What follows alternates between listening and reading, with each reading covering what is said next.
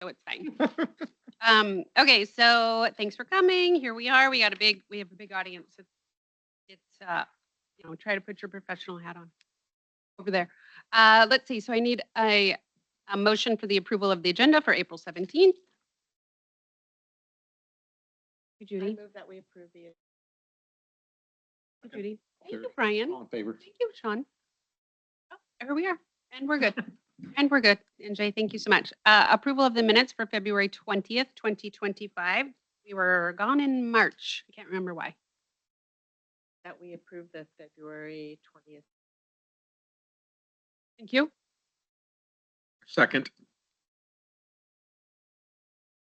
Okay. Good. Oh, I can't do it because I wasn't here. Okay, and public comment. I do believe that JJ would like to say something to us, for us, about us.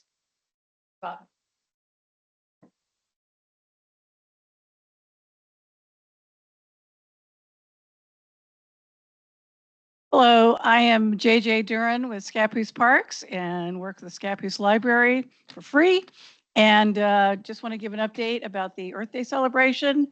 Just call out some folks that have been really instrumental in that. Jeff, obviously, is the right-hand guy. He actually does all the work, and I just look pretty. So that being said, last week we got a call from Fox News regarding the food drive that we launched a couple weeks ago. And they came down, did a great interview with myself, but of course it really was the Jeff show. He did so well. And it was interesting. They said the piece was going to go for like 1:10, and it was actually 3.5-minute interview. So with my media experience,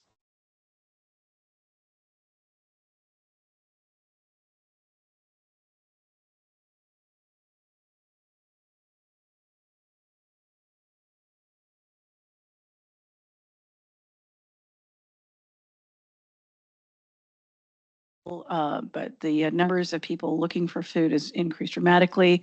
Number of federal workers that live in our community are now without work, as well as other folks. And of course, with high grocery prices and high food insecurity, it was a real problem. So I did a press release, and we got a nice news story out of the Scappoose Spotlight, and then Fox called, and it was a great interview. So we've gotten over 10,000 hits on our social media so far on the Scappoose Earth Day Festival. I'm not sure what if Jeff's been tracking that and all on the library side, but it's just this is just such an important event for the community for so many reasons. But I also need to say that we couldn't do it without the help of some of our great community partners. Obviously, big round for Sean, who is giving out free burgers and hot dogs the day of the event. Not free, we're promoting the hell out of him, but and he's also how's the food collection going? For the hot dogs? Yeah, no, for the food drive. Good, we got a bin. Good. It's about half full now. Oh, good. We're going to get that filled up. So any non-perishable item you can do would really make a difference. It is stark and shocking just what's going on in our community. The other person we need to thank is Brian and his wonderful wife, Joanne, that contributed financially and have been so supportive of these events. And thank you so much, Brian. We really appreciate you and Joanne and everything that you do. And of course, NJ, the unsung hero and official campfire storyteller for our outdoor festival, has been so incredibly helpful. Thank you so much, NJ. You really are great. And of course, there's Jeff. So coming up, we've got Earth Day next Saturday from 7:30 until 10 a.m. We'll be doing our Solve cleanup. If anybody wants to help with that, it's free. You can come and clean up trash for free, but there's more. We'll also give you free breakfast from Fred Meyer, and we also have Starbucks coffee in the morning, and then you can fuel up, and we're going to be doing a couple of projects. We're going to be doing a highway cleanup along Highway 30, and then doing native planting, and we're planning on getting some lilacs from Means Nursery that we can plant along the Crown Zellerbeck Trail and down by the actual Turtec parking lot area to just kind of beautify it. And, lilacs are cool. And that's from Means Nursery. Thank you, Means Nursery, for that. And then the event starts at 10, and at 11:30, through a generous gift from Scappoose Grocery Outlet, we will be giving away free hot dogs and burgers while supplies last for folks. And the Scappoose Police Department, headed up by Chief Chris, will be dishing them out. And then we've got tons of free prizes we're giving away. So all kinds of outdoor things, free seeds, all kinds of booths that are talking about how we can be better stewards of the planet. And then, of course, at 2:30, we're giving away a $1,500 electric bike. But as it is with Buddhism and many other ideas, you must be present to win. So we get a great turnout for it. But we couldn't do it without the help of everybody here and, of course, Jeff. But let's hear it for Jeff, because he was great on TV last week. Let's hear it, Jeff. So we're going to have the bins out at the festival for food donations, and we also are going to keep them up along at the vendors. We'll keep those up at the vendors until the 25th, where we're going to ask the vendors to bring them in, and then we'll have all the bins available, and they can have them by their bins. Doing on your budget. Huh? I was going to give money too, Brian, or You can always give me more money. do you, We can always use more money. we were going to give more money. Oh, thank you. We would really appreciate it. So, yeah, because we weren't expecting this kind of action. You get a plaque if you give money. So it would be really, really helpful. Anything you can give that we can do this for the community. So I have a plethora of sardines and money. we'll take both. I don't know how the sardines are going to move, but the cash will definitely move. But yeah, no, it's it was just really extraordinary. And like I said, it was just it was such a good story that they ran it 20 times on Fox TV. For like 2 days. And then the next morning they came out and had a news reporter out front and did another take on it. So not saying that my decades of broadcasting and Were you being in front of the radio? camera did anything with that. Okay. Huh? You in radio? I don't even know this. I was the youngest woman to ever buy a radio station in the United States, and I bought 2. And then I had a national show. Well, I was doing a dating show. So you might have been married and you wouldn't have heard of it, but it was national. It was on about 1,000 stations with Clear Channel. But yeah, there's that. But yeah, we've got live music. The Decades are going to be performing. Paul Barlow from Barlow Bikes, who also helped us out with the bike, is going to be performing with the Cater Hill group. And I'll be dressed up as Mother Nature again. For those of you that don't know, I actually won a PBS award last year for my Mother Nature photography, and the little girl we gave the flower crown to. So just doing it for the love, and hopefully we can help people and also help people be better stewards of our beautiful planet. Thank you, JJ. Thank you for your contribution. And Jeff. And Jeff, And Jeff, of course, Jeff. I'll ask for your autograph later. Yes, you are. Any more public comment? We have a lot of you. Anyone? going once. So now we're going to community updates, and we are going to Mr. Paul Vogel. Are you ready, Mr. Paul Vogel? You were there, now you're not. Yeah. Well, hi, you're back. Can you see me? Oh, we can't hear you. Can you hear me all right? You are.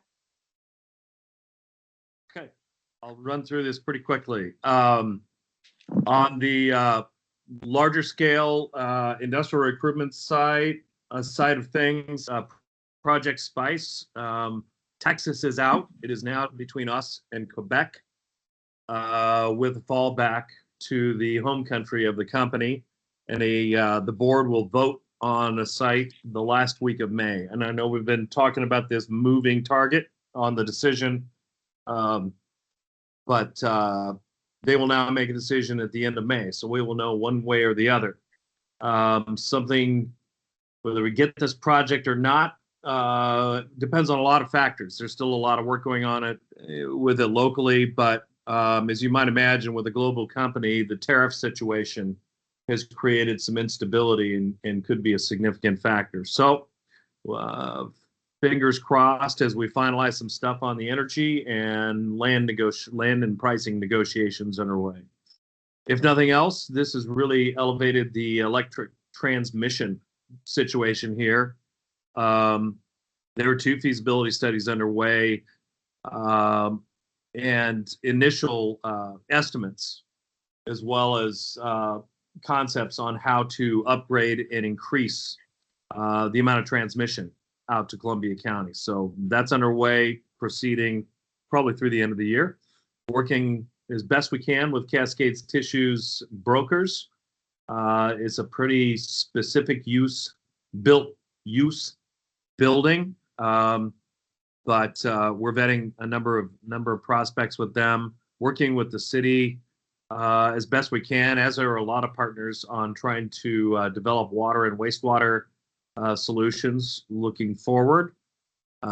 In St. Helens, the Arcadia Mill is expected to close the sale in May and start operations with 1 machine this year.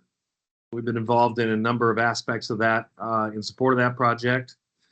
Small business orientation. I don't know if anyone saw our newsletter. We had a couple of articles about the SBA.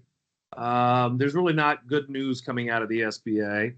Loan requirements, loan eligibility, loan amounts, and loan volume are all being constricted and restricted. So it's going to be tougher to get them. There's even some discussion of clawbacks on SBA loans.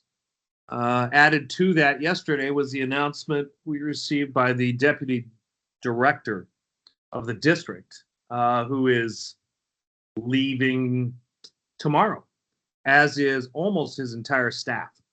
And so we will not have anything but an administrative presence really at the SBA in the Portland district, which is not good. We've reached out to the delegation to talk with them about things that might be done there. No word yet on whether our SBA subcontract that helps fund our Small Business Development Center is going to be affected.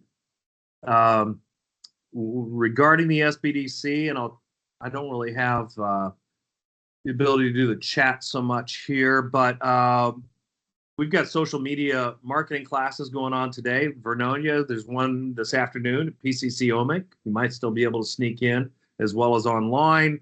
And there will be a small business resource fair on May 3rd at the John Gum building in St. Helens. And that is for folks who provide services to businesses: accounting, IT, cybersecurity, lawyering, marketing, social media, graphic design, trying to get a bunch of those folks all in one place. If you provide services to businesses and you want more exposure and more customers and clients, go to the, you can find it on Keep It Local. You can find it on the SBDC page, and get it, just fill out the form to be there, or just plan to show up. We'll have a professional headshot gallery again that's free of charge. So you've got a better photo of yourself for business use than your 13-year-old took. So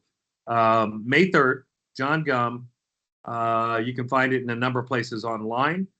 And then our Grow Entrepreneurial Program, there's an e-commerce series underway. I think the next one is on the 29th. If you search Grow Columbia County, you can find that link and sign up through Eventbrite. And we had an entrepreneurial meetup last Wednesday. First one we've done like that. We had about 35 folks. I'd say, in spite of all our small business stuff, half of them we had never met before. There was some great connecting among the business owners. I think we found 2 new folks for grow loan applications. We do have loans available, low interest, as well as technical assistance grants to help you purchase those professional services you can find at the resource fair. The next one of those is going to be on May 14th. It'll be at Beyond the Forest in downtown St. Helens, 10 a.m. Just a coffee, just show up. We'll buy the coffee. And finally, on tourism, we were the only DMO that got to present at the Governor's Tourism Conference to the Tourism Commission on Monday, and a lot of great feedback. Although there was a tourism event that was held at the Klondike in St. Helens on Sunday night as a precursor for that. So a lot of engagement and attention and awareness around Columbia County tourism. It was also announced at the conference that the next round of tourism grants will be this summer, and the emphasis is on access. So if you're a business, you're an organization, you're a local government, and you think you might have an accessibility for destination development, accessibility not as in it's more broad. It's access, not accessibility in terms of ADA and that sort of thing, although those would certainly be covered. Get hold of Wella. And we are awaiting a determination on a $150,000 tourism marketing grant that we should know about in May or early June that will enable us to execute our marketing strategy. So that's kind of it. Oh, last thing is 2 new members of CET, Robinson Construction and the Scappoose Hospitality Group, which is seeking to put a hotel in Scappoose, have just joined CET. So we're pleased to welcome them. That's it. Thank you, Paul. Thank you so much. The next person is Scappoose City Council, our lovely Jeanette. Jeanette couldn't make it today. I would say the biggest thing in terms of council citywide is most of them were able to attend the annual town meeting, which was on April 5th. I hope all of you were able to attend that as well. It was a really good event. There were a lot of great discussions, really engaging State of the City address delivered by Mayor Joe Backus. And yeah, just a lot of good conversations. There was a visioning exercise out in the cafeteria, and yeah, good solid event. One thing I will say is attendance is going down. We started at like 225-ish in 2022, which was sort of the first post-COVID event in reality. And then since then, we had about 75 at the 2025 one, and it's steadily declined since then. So we're a lot of promotion of it. yeah, that's part of it too. Trying to figure out what works the most. So we were engaging, with the people that did attend, like, how do you hear about this? So yeah, so signs are something we mentioned, sort of like JJ does with Earth Day and Movies in the Park. Yeah, talk to JJ. She's really good at media. Yes, I hear. Yeah. NJ? Yeah. Next year, if you want, I've got a 4x8 permanent sign on the highway. If you guys get a banner, I'll put it up for you. Oh, okay. That'd be great. And that might help. I don't know. I think it would, yeah. Like a month before people drive by every day, I think that helps. So yeah. If you attended and have any suggestions, let me know via email. Because we're definitely collecting those. We have a work session this coming Monday to sort of discuss like what the council wants the event to be, what its future is and purpose. So if you have any feedback from you attending or things you hear, just let me know. No, Columbia County and Mr. Garrett is absent. And do you have an OMIC R&D rep anymore? CZ OMIC? Jake, can I ask if the date for 2026 has been chosen yet? No, none at all. We're even on that. We're even looking at, is Saturday morning the appropriate time? Is early spring the appropriate season? We used to do it in February. I know. The problem is one year it snowed. And so, yeah. And so really, well, It's pretty flirting with it every year. Oh, it's pretty flat in Scappoose. Even if it snows, people can arrive usually.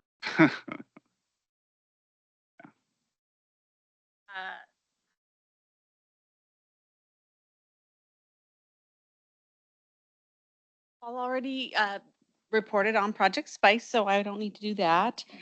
We will be starting our cost of service study coming up here in the next couple months and get busy with that.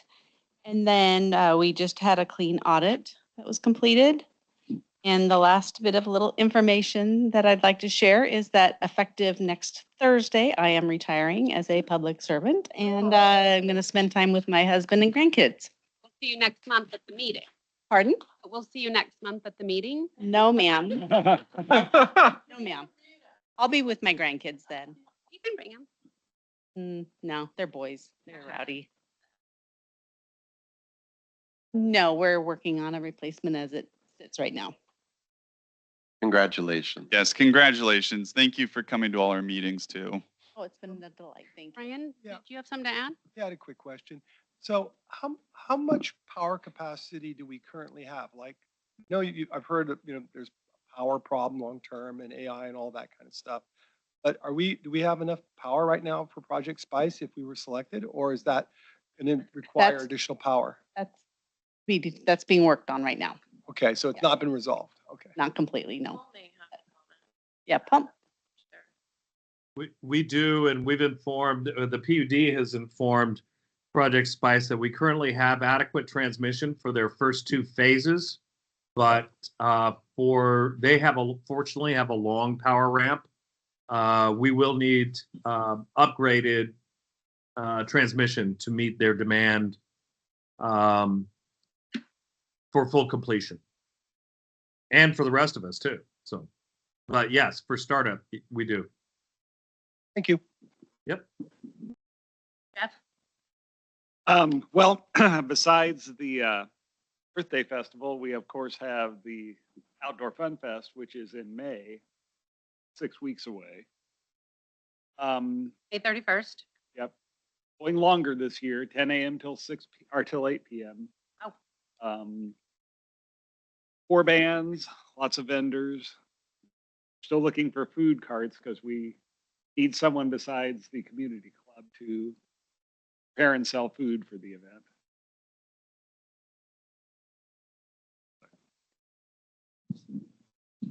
So the outdoor festival is really coming along well. We've got a lot of our folks coming back that we had last year, including the Forestry Department and Smokey Bear, which is a big hit. The Oregon Equestrians are bringing their big fake blocky horse that people can ride. We've got Native American dancers. Once again, thanks to Brian and his lovely wife for helping fund that. We also have our campfire storytelling tent. We actually have a really cool tent for NJ this year that I was able to get before China, shut us down. So it's gonna be fun. But as Jeff said, right now we've got the Scappoose sauerkraut sandwich, which is great. But it would be nice to have some other food vendors around. So we had that same issue last year. But I mean, the thing is that with that park, you've got areas where you can picnic, bring your own food. There are restaurants that are not that far to walk to. So I think people really enjoy that. And this year we'll be giving away another tandem kayak.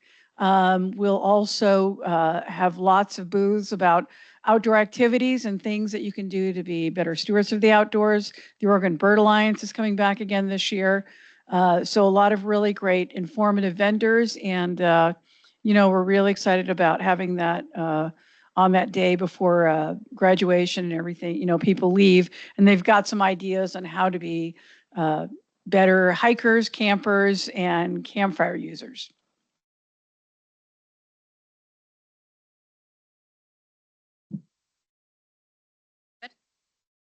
City of Scappoose? I'll go over a few planning highlights. So we have a few land use applications under completeness review. We have a zone change and conditional use approval for proposed self-storage facility at the Cinnamon Tree property. Grace Lutheran Children's Center is nearing completion of their completeness review. And then we did have Addison Apartments, which is a 36-unit apartment complex on Northwest 1st Street. It was scheduled for Planning Commission April 17th, but the applicant's going back on their design and revamping it a bit. So they asked us to pull that hearing. So that'll come back hopefully at a later date. And then for ongoing projects for the 50-year plan, we have had a long pause to talk with the state about some additional analysis that was requested. So we have completed those discussions. And then the other thing we've been working on is the transportation planning rule analysis. And that's a traffic study that's required whenever you rezone property. So the property owners that would be rezoning are now clear on what their trip cap would be in order to rezone currently. We expect those trip caps would be then removed once we update our transportation system plan.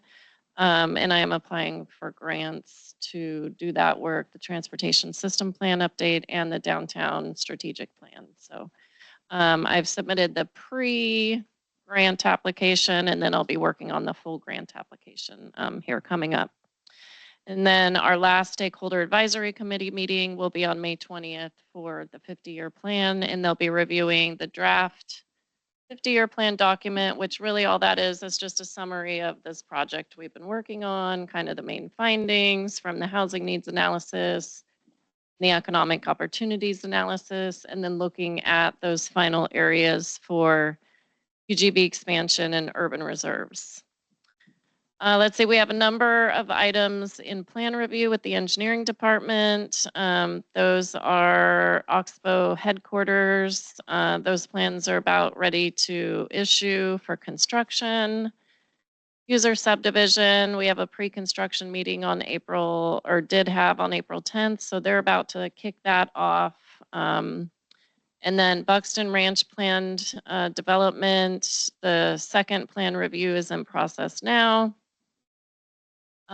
We have and then a few other smaller items, a partition, the Casey House site, Habitat for Humanity townhomes. That was a 10-lot subdivision, which is the construction documents are under review as well. And then the Highway 30 restaurant complex, that was the three restaurants north of the Peak Fitness building. We are still reviewing the site plans for that development. So we have a number of items under construction, obviously on Callahan Road for Dutch Canyon 4. Kind of luckily, they're getting paving done. We don't like it. I know. It's really awful. Yeah, they did internal paving on the streets this week, and they're getting ready to pave on Callahan in the next coming weeks. Once that's done, it should be way better. Let's see, we also have, yeah, We're suffering. I Yeah, know, we are yeah, suffering. we get regular complaints. Let's see, which we share with the contractor. We have our 3 million gallon water reservoir under construction currently. That is going well. And I think that's pretty much the highlights for right now. Moore Road at the north side of the airport, they're installing street lights and franchise utilities. So that will be wrapped up shortly as well. Fantastic. Can I ask so a couple much. questions? You know, that's the kind of stuff that I think should be in the city newsletter. So we do have it in our council packets, but yeah. Unfortunately, the newsletter is a little frustrating for staff to submit because it goes out so early. Yeah. But a lot of times we've missed sort of those critical dates in terms of what's happening. Construction changes so quickly. It's a little difficult, but I will keep that in mind. How many lots is the Dutch Canyon Estates? Phase 4 is 33 lots. And is Buxton Ranch, are they poised to sue again? It's past any appeal period. Oh, it's Going going to- forward, it'll be fantastic. Okay. And you said the additional analysis for the 50-year plan, was that solely limited to the transportation analysis?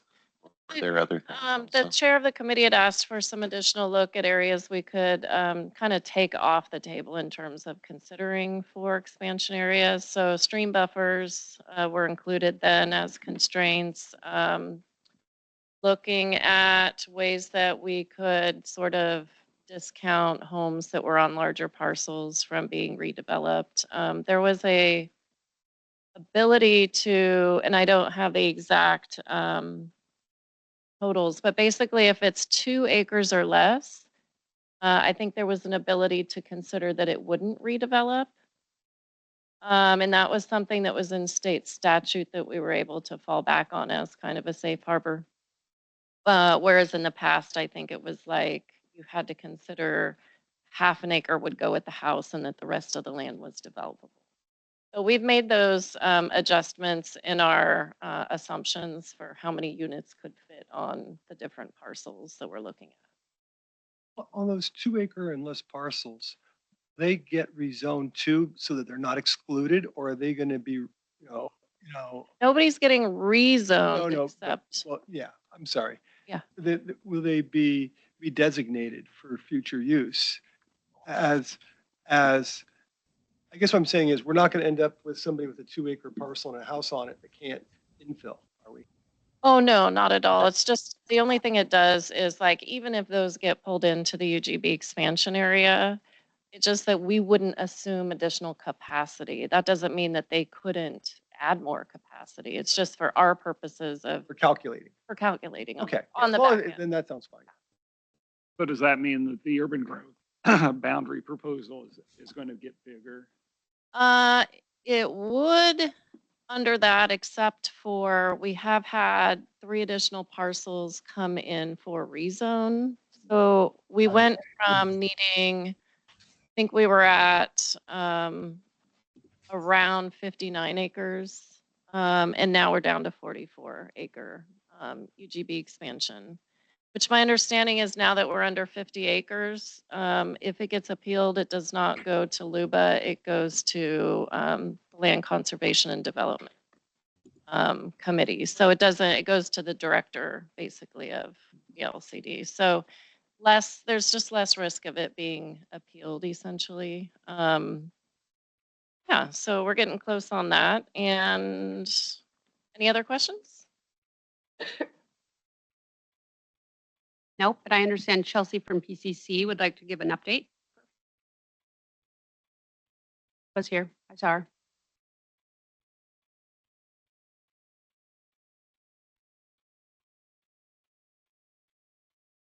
Did she jump off? I saw her, but I didn't know if DL or B or RN. Sorry. I'm not on Teams very often. I'm usually doing Google Meet. Yeah, I just wanted to pop in and just let you know that we're doing extremely well here. We have a couple of programs that are, we have an internship application for youth for the summer funded through Columbia or Northwest Oregon Works rather. And it pays $1,000 per student to participate in a 6-week training. And we also have a training in August for CORE, which is the CNC CORE credential. And it also is completely funded. So anybody interested in becoming certified in CNC, it's also a 6-week program. And that is my current update. We're full for spring term and we are working closely. Today we had a meeting with CC Ryder about improving our transportation throughout Columbia County here and to OMIC, and that was an exciting conversation. We're going to work on making a bus stop out here at OMIC as part of the route. And those are my updates.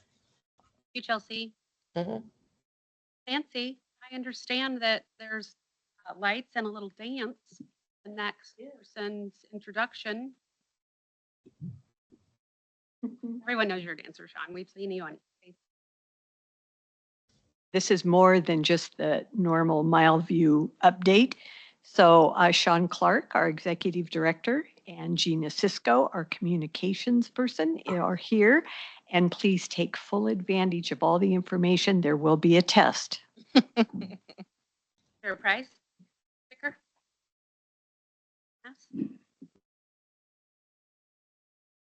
you, Commissioner Ward. Thank you, board members. Are you board members, if we call you? Okay, thank you. Committee members, Okay, only a committee. it's a pleasure to be here. I'm going to leave my business card, and I will apologize. I have a 1 o'clock that, it's a pretty important one. It's a monthly call we have with Next Renewable Fuels and PGE and the port. And 1 o'clock, I'll be bouncing out of here, but, Your presentation longer than 21 minutes. oh, no, Then I you will, should- I will get you out of here in 86 slides. Sean Clark, Port of Columbia County. Just a little background on me. My family moved to the county in 1974.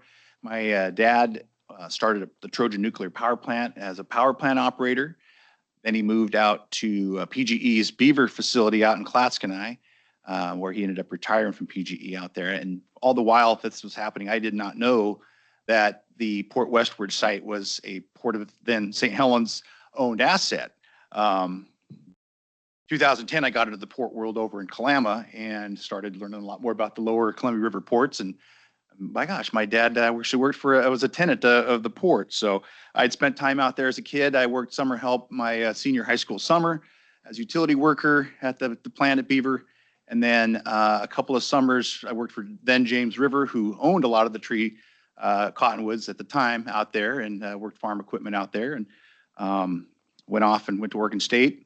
And came back to the county, brought my wife out here in December of '94, raised our kids out in Goble. Kids all went through Rainier School District. And I like to tell people that industry brought my family out here. And even though it is power is a very integral part of industry. So PGE has 3 power plants out at the Port Westward site, accounting for nearly 66% of their power generation in their portfolio. So it's a very, very important site for them and for the port. And for the county. PGE is the #1 taxpayer in the county. So that is one nice, good story for out there. One of the things we want to talk about today, you have in front of you one pager that was done by the University of Oregon with Business Oregon. The benefits of your port district here. 37 businesses directly responsible for the 480 jobs. We have direct business spending supports about 1,429 jobs. Our port-related businesses pay workers approximately $30 million in labor income with a total of over $90 million. Total income of over $90 million. $17.9 million in state revenue and $16.6 in local tax revenue from port tenants. 3 out of the top 20 taxpayers in the county are port tenants. Port has invested approximately $40 million locally in capital improvements over the last decade with leveraging grant funds and tax dollars. Some of our port assets come with some liabilities. In the 60s, the port bought an old creosote treatment mill in the old Multnomah Industrial, or near the Multnomah Industrial Park. We call it our Railroad Avenue facility. Former Pulp and Talbot site. Again, with creosote, back in the day, I'm not sure that they were doing the best things environmentally friendly, but fast forward and the company went bankrupt. Pulp and Talbot went bankrupt. And we were luckily able to adhere to some of their insurance proceeds. But now the citizens of the county are left holding the bag here, trying to clean this site up and return it to Riverside use, where we can have folks hopefully down there. We have a trail plan that goes around the perimeter of the site for working with Parks and Rec that is not there currently, but it's in the works as far as them being able to do that out there. But that asset has a massive liability. The estimation is about $30 million in cleanup costs. And we've been able to get, hopefully get a grant for $4 million with the EPA if the EPA is still funded. We're not really sure the status of that grant at this time. But we're very hopeful. DEQ, Oregon Department of Environmental Quality, will be pitching in $500,000 and the port will match $500,000 to start the phase 1, which is $5 million in cleanup on that site. I say phase 1 because I say the $30 million is today's estimate on cleaning up the entire site to the extent that DEQ has said we need to clean it up to. So we'd like to get started on that soon. If things are okay in Washington and things get approved, we get that grant. they could potentially start that project soon within the next year. So that would be exciting to actually finally do something with that site that the port's owned since the 60s and really has, we had a couple of leases there with somebody using the building, not a big revenue generator for us, but getting that site cleaned up is a priority for us and getting it returned to public use and accessibility is a priority as well. We'll learn in May if we get the grant and hopefully can start the cleanup work. And Lori's talked about grants. It's amazing how much public entities rely on grants and the amount of uncertainty around the ones that are tied with federal dollars. So we're all in a similar boat, kind of waiting to see how things shake out, see how tariffs affect things. It's an international world economy that we live in. So we're waiting with bated breath to see how things settle out for sure. Yeah, so some of the concepts, like I said, being explored for the site development include public access trail to the waterfront and light industrial development. So you can picture maybe a trail on the fringe of it, close to the water, and on the interior, sort of light industrial potentially. Well, and it was last year in 2024, the Oregon Senate Bill 1567 went into play, and that mandates seismic retrofitting of large-scale fuel storage and distribution facilities within 10 years to withstand a Cascadia 9.0 earthquake. Our facility down at Port Westward, our beaver dock out there, the port procured that we got it in the late 60s, but the facility was taken over by the Army in 1942. They had an Army ammunition transfer site there for a lot of years, definitely through World War II, and then a little bit in the Korean War. The port got the property through a government services auction in the late 60s. And one of our first tenants out there, or actually our first tenant out there, official tenant was Portland General Electric. So this dock was built in 1942 for the size of ships, as you can imagine. Then were a lot smaller than the ones we see today.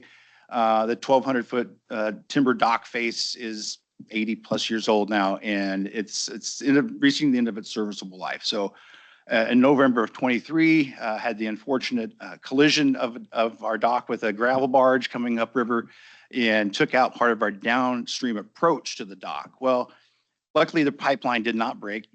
There's a pipeline that our tenant Global Partners is shipping renewable diesel out of the facility, out of the dock.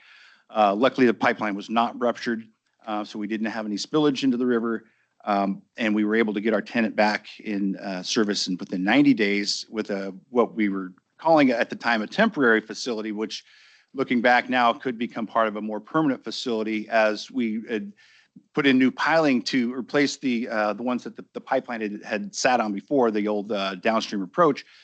Those went into depths that will survive I won't say survive a 9.0, but a 7.0 for sure.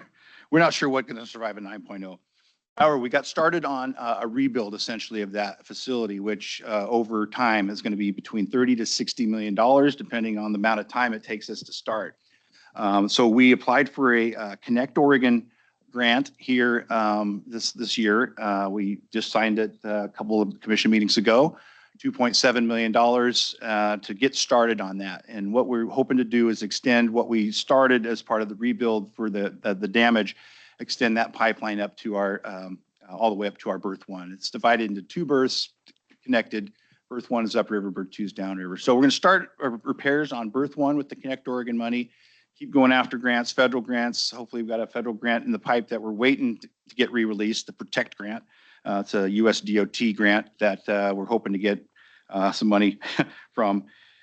And it's gonna be an expensive project, but get berth 1 done, get that totally serviceable for our tenant, and then we enable us to do the work on berth 2 without interrupting service. So again, it's all grant contingent. The port does not have this money in our bank account to spend $30 to $60 million.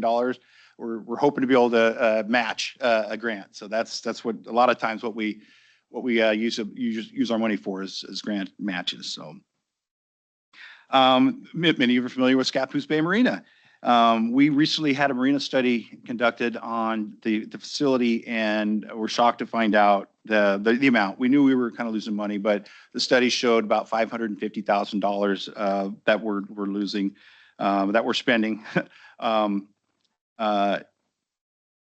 unfortunately, that marina, as popular as it is, it's a very small amount of our revenue, but it accounts for about 44% of our overall net operating income. So all the money that we're making after taxes, all the things we pay, about 44% of it is going towards marina upgrades and repairs here and there. And, it's an old wood structure similar to the beaver dock. And you got to keep replacing different ties and piles and decks, and the gift that keeps on. It's like a boat, basically like having a boat. But unfortunately, what the study showed was that the channel that feeds the marina basin is infilling. Unfortunately, they estimate about 2 inches a year.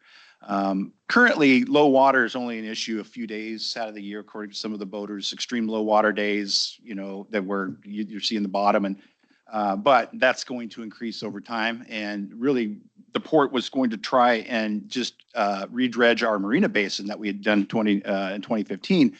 And the prices on that just escalated astronomically to where we had to give back OSMB grant funding because we weren't going to be able to pay for the entire project. It just wasn't going to pencil out for us.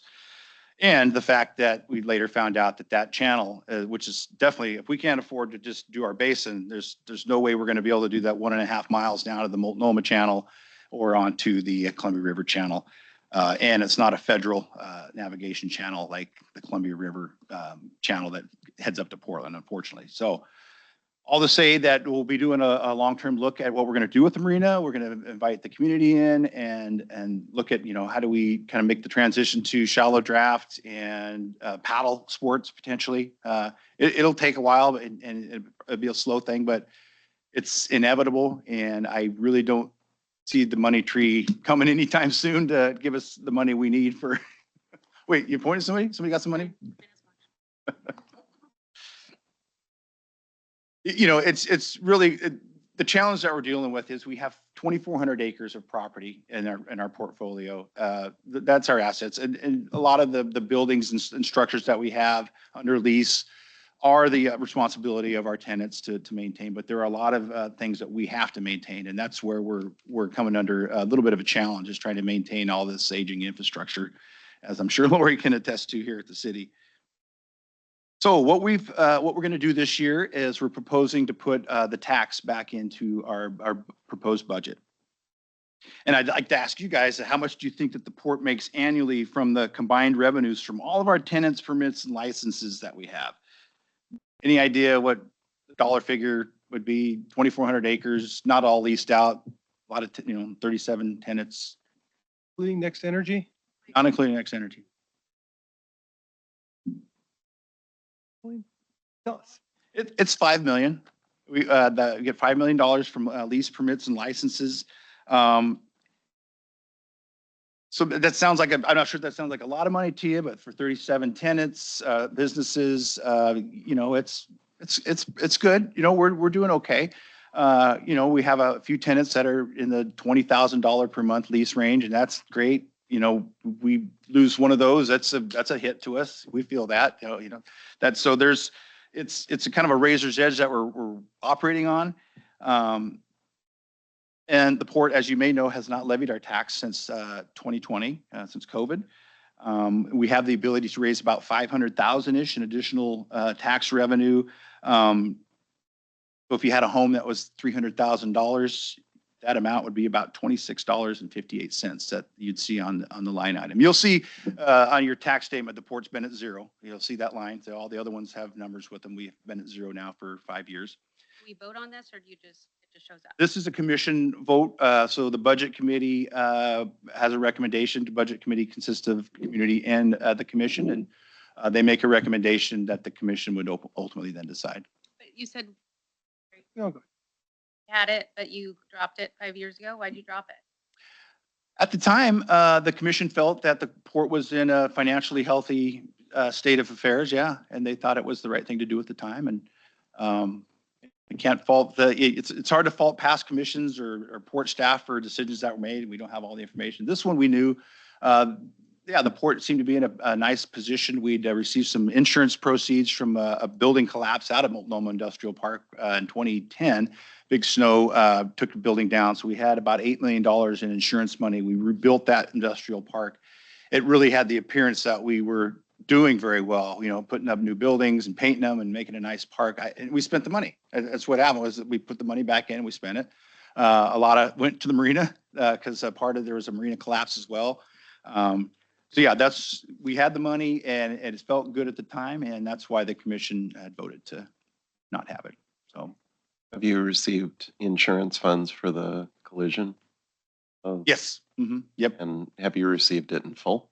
Like all that you're going to get? No, that'll be, we've received some funding. There will definitely be some legal challenges, I'm sure, to free up any remaining that's owed. So, but yeah, we received enough to get the pipe bridge, we call it, back up and operational for the tenant. So still a little bit more money to be had.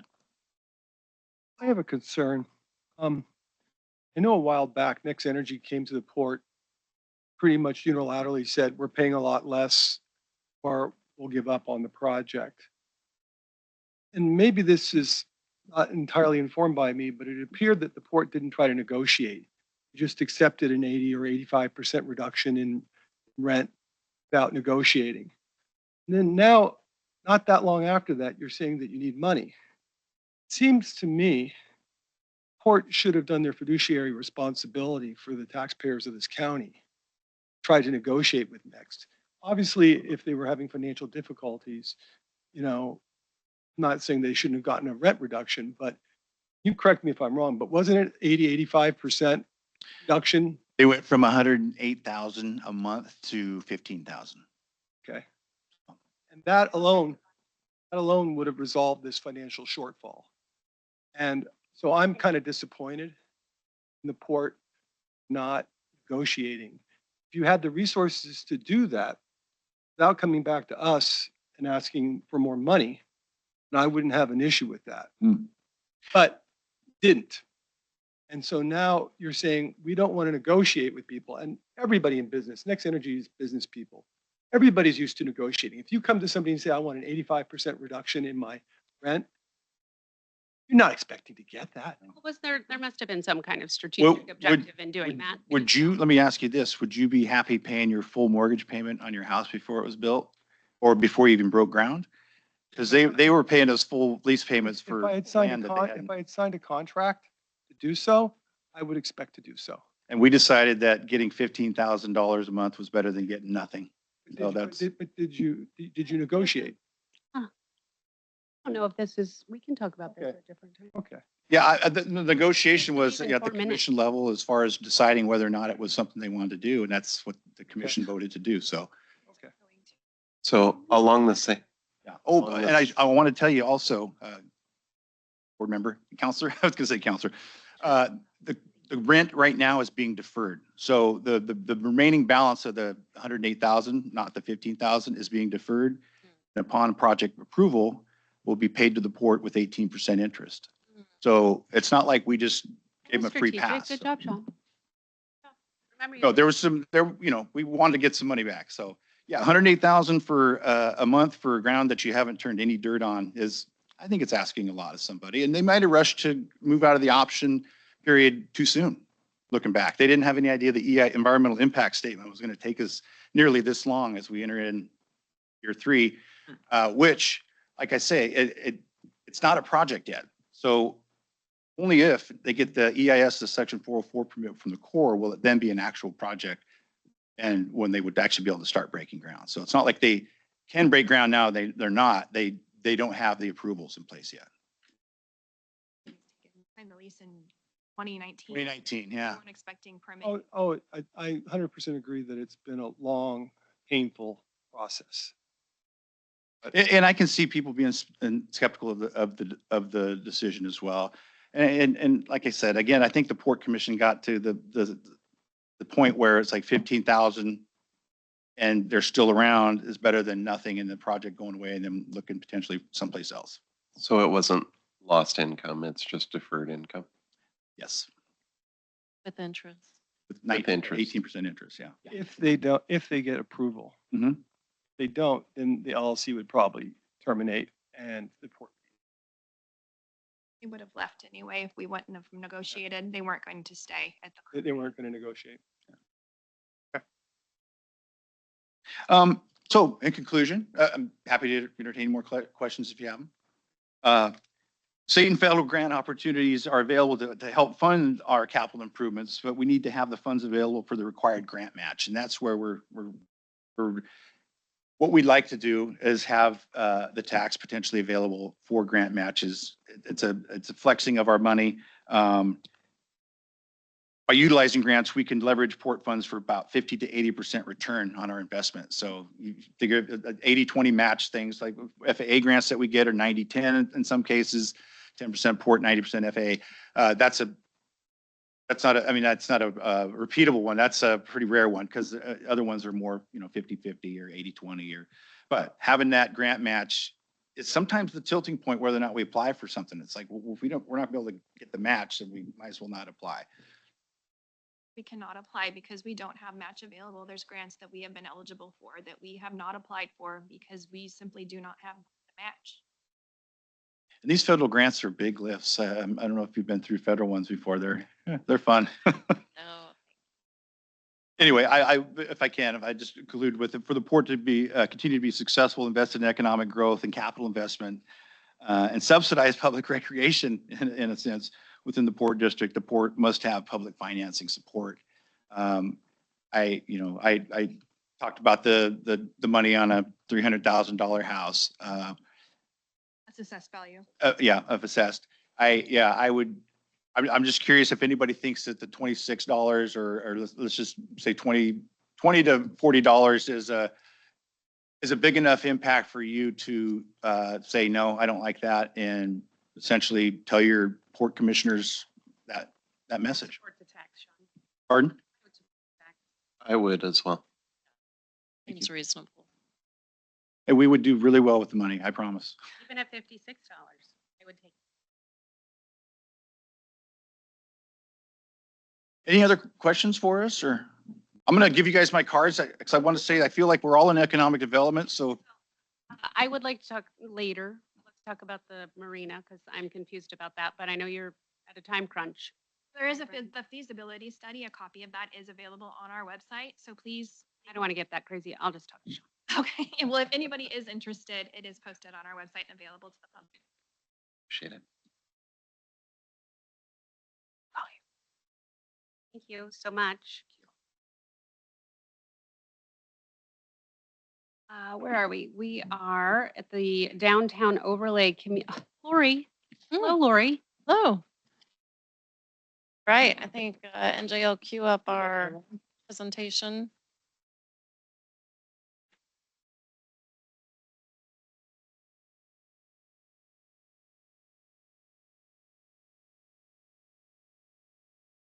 All right, so we did this similar presentation a few years back, but we do have some new members on EDC. So we are going to, this is pretty high level. It's just kind of a history overview of the downtown overlay code.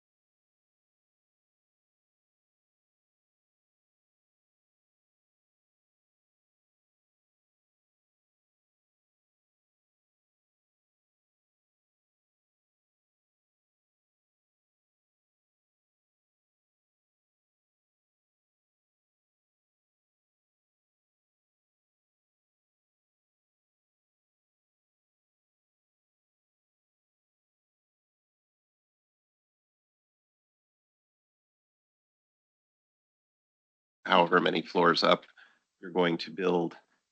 But the ground floor tenant remains unknown, usually for a certain period of time. And when things are unknown, they're required to build to the highest standards possible. So you assume that they're going to have a nuclear dump on the first floor and make all of those tenants safe. And of course, the numbers don't work when you do that. And so it would be, no, there might be a way to build to residential standards on the first floor and then require the tenant who moves into the first floor to eat the cost of whatever it is that they're going to do. It's a suggestion, I don't know. But often those thoughts die in the financing or the preliminary stages.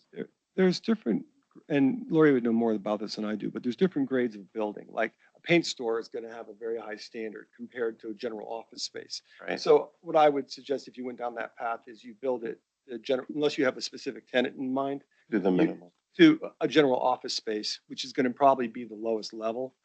And then you could upgrade. The only problem though, and I found this when I built my buildings, is that it's so much cheaper to do stuff when you're doing it in mass. So like people would say, well, don't put floors in because you can come back and do the plumbing, the desire and the floors later. It doesn't have to be built out. They need windows to Right. hide the emptiness inside, and then the tenant moves in and does their tenant And improvement. it could be done different ways. And I guess Okay. also the more options we have, more likely something is to click. Oh, Yeah. So. Two more, and also along those same lines, if there's no parking requirements, I noticed that if we do have parking, we have to put it in the back or on the side still, even if it's 50%. That automatically triggers head in, head out. So you need 2 lanes going behind the property, going to the backyard of whatever was there before to create the parking space. And that often kills things. Like you end up building a bridge over your parking area and egress and ingress. So anyway, my 2 other questions were, well, I guess response to the first question is, wow, nothing's been done in 20 years. 15. Call me a liar for 5 years. So, so anyway, it's not getting traction yet after 15, 20 years. And the other thing that I would like to say is, so there's an overlay, or the question is, there's an overlay. The cost of changing from what it is to what it will be is borne by The cost of changing what? The zoning. Zoning. So it would be a city-run led effort to change the boundary. No, not the boundary. Like if you were in Portland, for example, they have an overlay zoning of what they want it to be. So I have my house and it's R5 zoning for residential, small house, but you can build a skyscraper there. But you can't until you change the zoning on a per lot basis. So, right. So here's how I envision it is if the boundary of the overlay zone is going to change as a result of this committee's and the community's desire, that would be a city-led project to change the overlay. So it would be wholesale change of that zone. It would be replaced with the new zone. That's right. That is the best possible outcome. I totally support that. So having it be piecemeal, it costs No, we don't. $25,000 per property to go through the motions to. And this is like, this is the vision for the city to develop a compact, walkable downtown area. Therefore, we wouldn't necessarily even want each individual owner, making those calls. It's the vision, and so the city would take that on. That is it. I think my second and third questions were too closely related. Thank you. Anybody else have questions for Lori about the downtown overlay? 18. I want to say again, I really support. Oh my gosh, Good job. Dave Sedaris is happy. Yeah, no, it doesn't happen often. Make a note. In the minutes. Write it down. The next 2.4, the discussion on the work plan for achieving the 2025 goals, which were identified in the previous meeting, February. Actively support the hotel development. Interesting goal. View the downtown overlay, check. Reach out to local businesses to better understand their needs. And complete the economic development strategic plan. We're going to discuss this.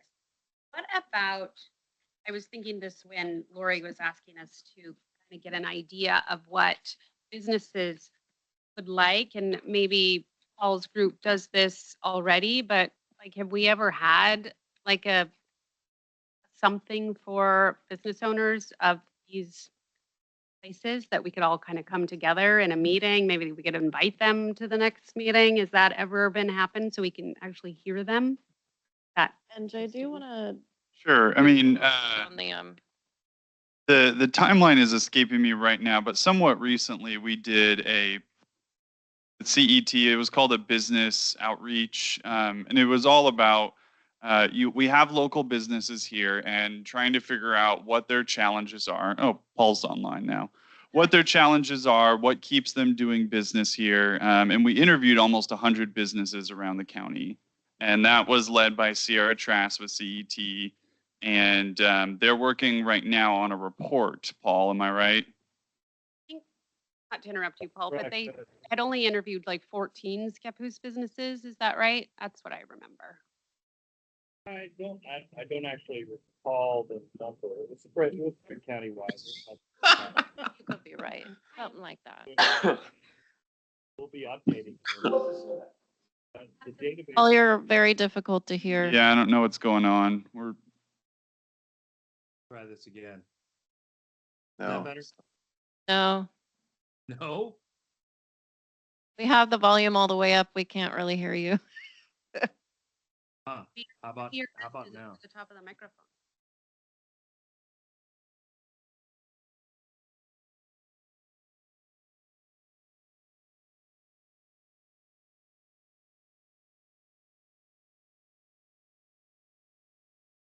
All right, trying to, Oh, that's getting better.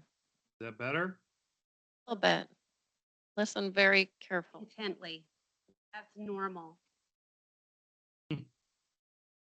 Huh. Okay, well, I'll It's lean, getting better. It's better. I'll lean in close. Much better. Yet again, it's a Teams thing. So we've got a database that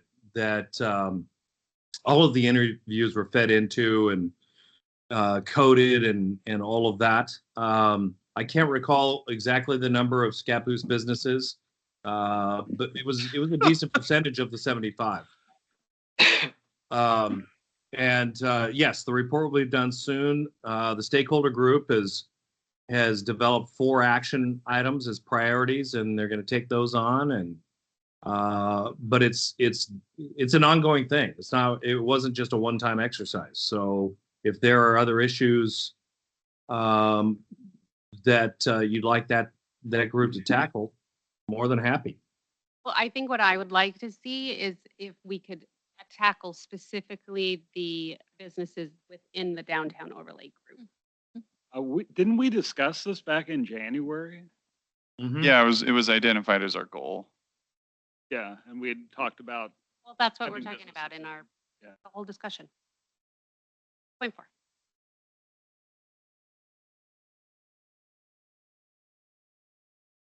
Well, I think if you have them in, then you'd, want to have a plan for what you plan to ask them and how you plan to use the information, et cetera, et cetera. See, like a survey.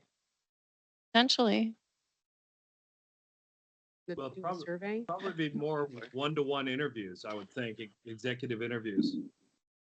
Paul's saying it might be best as one-on-one executive interviews to have a discussion as opposed to being sitting in front of a committee being asked questions might. I don't know seem- that I was looking necessarily for that, more of Sure, a, more sure. of a, like a town hall kind of thing, but just Mm, by invitation.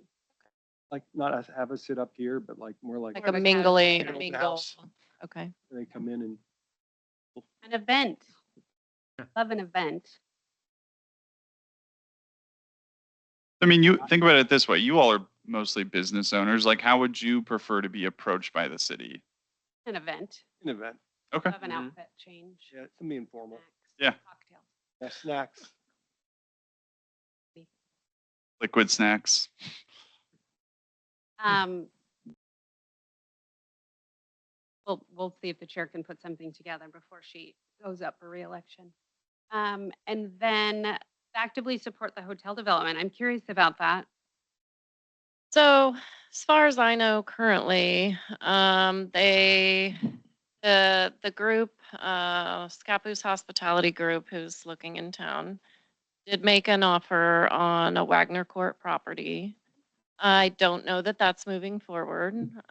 They have subsequently been discussing the property acquisition from the port. And I have not heard lately, and it's basically the lots just to the east of the corner Wagner Court property they were previously negotiating on. So, and I have not, there's nothing publicly been announced in terms of where they're at with the port's negotiation. So as far as I know, they're still looking to acquire land to move forward, but I don't know where the current status is. And how would we influence that? And then just, I Right. don't know what the thought was there, who made that as a goal. So I'd be interested to hear like who made that as a suggestion and what sort of their concept was behind that. I wasn't here, but it says, David, I move to adopt the following goals for the Economic Development Committee in 2025. David made that, but I don't know where it. That was the whole like package motion. Yeah, it was. I think it was Carl. No, I think. Well, no, who it brought was it up? just to include things that he had been on, Oh, but this is- hadn't followed up in a while, that were still pending. So we don't have a hotel yet, so we don't want to wait 20 years, to or 15, right, before we revisit it.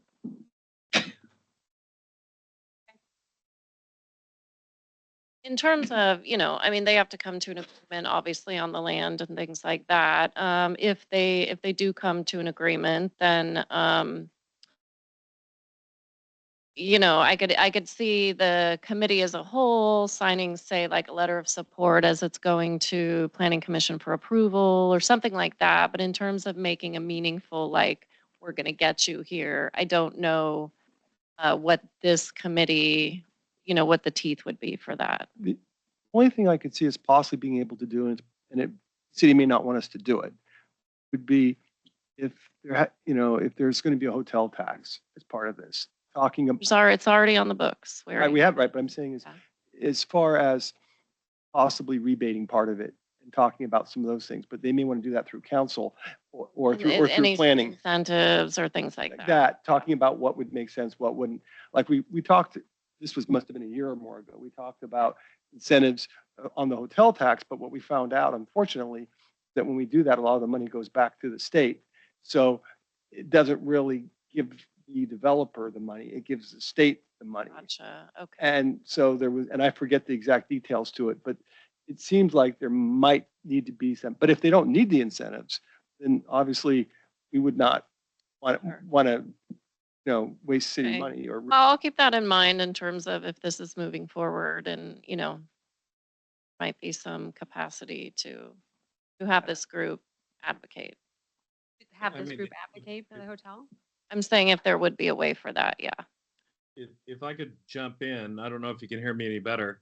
They know financially what the transit lodging tax picture is, and hotel investors are always looking for incentives, so that's likely to come up.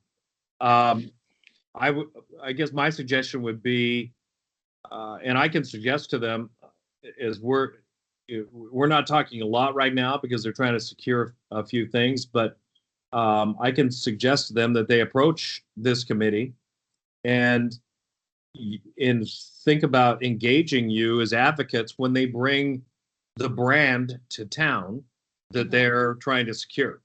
Would be a great role to have, community members in support, and to be able to say, it's one of our goals. We've already done to do this. this. Yeah. So, but right now they've got a lot of things to secure, and they're trying not to make a concrete purchase. They're trying to option until they get a brand committed. It's sort of a chicken and egg thing. Right. And in recognition, Yeah, that's okay. It was only 2 years of my life. It's fine. Christine did a ton of legwork several years ago to engage with how many different hotel Lot. groups? Quite a few That's hotel all the groups. interested parties of county and et cetera, but that's fine. We'll just move on to 3.1. The next meetings are May 15th, June 26th, and July 17th. Don't forget to go to April 26th, Earth Day, and of course, participate in Scappoose Outdoor Fun Festival. Thank you so very much for coming, and we're adjourned. Thank you. Fast.